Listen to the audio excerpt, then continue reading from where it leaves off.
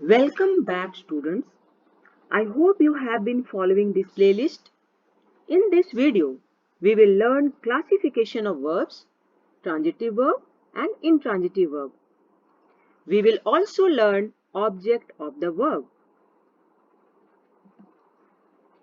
Transitive and intransitive verbs को अच्छे से समझने के लिए ऑब्जेक्ट यानी कर्म के विषय में जानकारी होना आवश्यक है।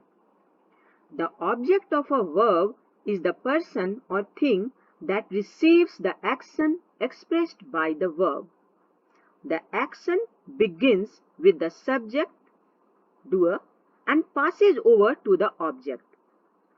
वाक्य में वर्ब का फल या परिणाम सब्जेक्ट यानी कर्ता के अलावा जिस शब्द या शब्द समूह पर पड़ता है उसे हम ऑब्जेक्ट कहते हैं।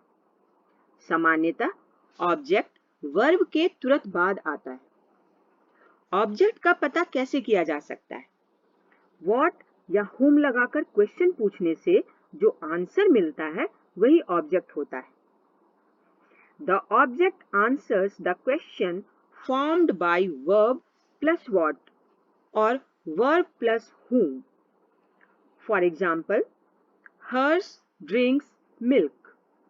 इस सेंटेंस में drinks verb है, hers subject.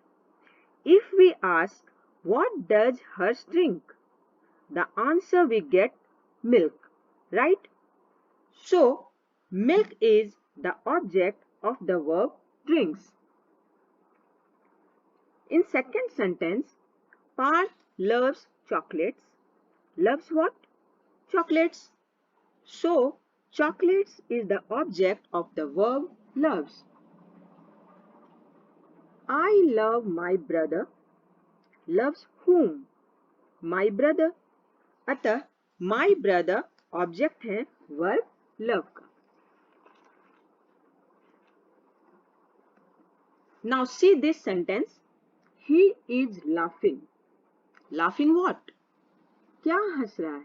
इसका हमें कोई रिप्लाई नहीं मिलेगा, अतः इसमें ऑब्जेक्ट नहीं है। No object. Now look at this sentence. She gave me a pen. उसने मुझे एक कलम दिया। If we ask gave what? क्या दिया? उत्तर मिलेगा a pen. अगर whom लगाकर क्वेश्चन पूछें gave whom? किसको दिया? तो आंसर होगा me, मुझे। इस सेंटेंस में एक नहीं बल्कि दो ऑब्जेक्ट्स हैं। ये हैं a pen और me। अतः किसी सेंटेंस में दो ऑब्जेक्ट भी हो सकते हैं। ऑब्जेक्ट के दो भेद होते हैं, direct object and indirect object. Direct object is the person or thing that directly receives the action expressed by the verb. Direct object usually answers the question formed by verb plus what. Verb plus what लगाकर प्रश्न पूछने पर जो उत्तर मिले direct object कहलाता है। For example, Rama Devi teaches Kathak. Teaches what? Kathak. He gave me money. Gave what? Money. So, Kathak and money are direct objects. Indirect object. Indirect object is the person or thing that receives the direct object. इसको इस example से समझते हैं। He gave me a camera. Gave what?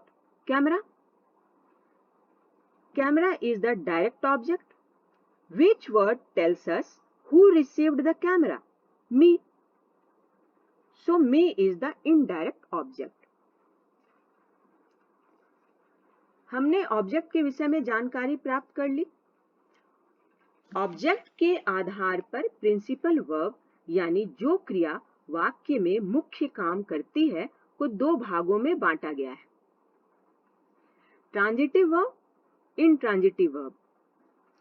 जिस क्रिया के साथ कर्म यानी ऑब्जेक्ट का प्रयोग हुआ हो उसे ट्रांजिटिव वर्ब कहते हैं। The verb used with an object is called a transitive verb. Intransitive verb जिस क्रिया के साथ ऑब्जेक्ट का प्रयोग नहीं हो उसे इंट्रांजिटिव वर्ब कहते हैं।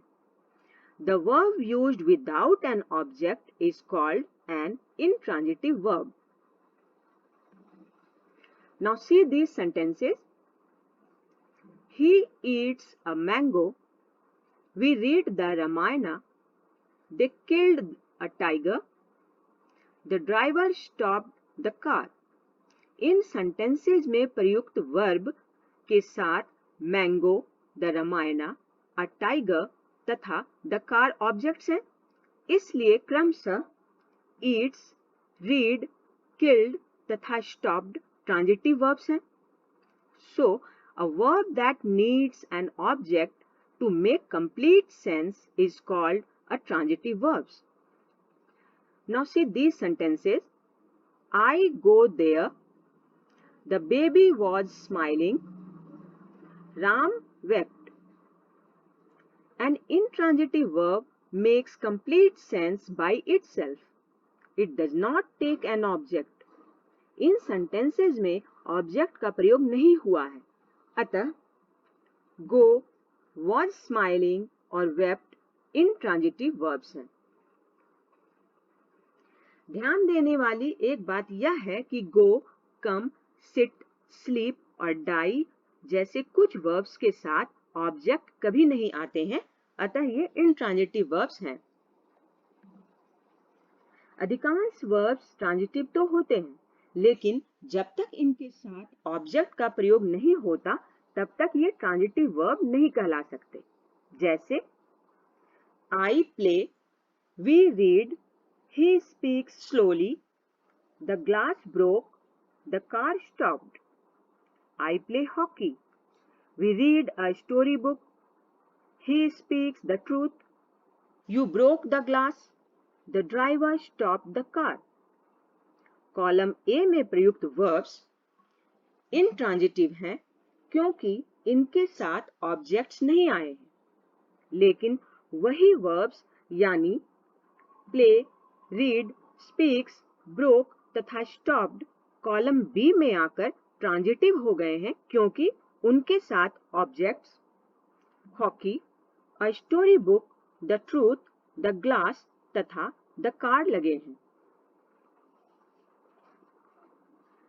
Verbs can be used transitively or intransitively depending on the situation and need of elaborating a sentence. When used transitively, verb pass over the meaning to the words that follow it, which is also called the object of the sentence. But when it is used intransitively, it does not pass over the meaning to the words that follow it or object of the sentence. In fact, in such sentences, there is no need of an object at all. If you are new to my channel, don't forget to subscribe and save this playlist, as we always provide useful content to our learners.